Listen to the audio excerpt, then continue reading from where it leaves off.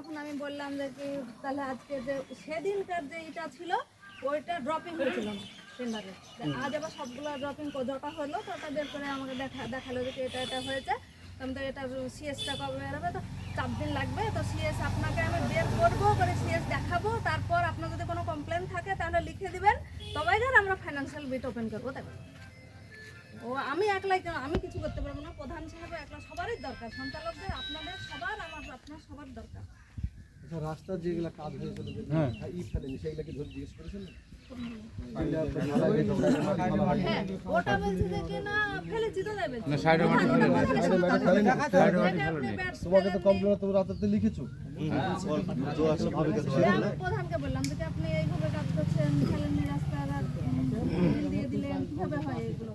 তো ওইটা তো বিল দিতে হয়, কিন্তু সিকিউরিটি মানে আছে, তাহলে আবার দেখতে হবে ওটা ধরতে হবে সময় লাগে না আবার দেখা যাক তাহলে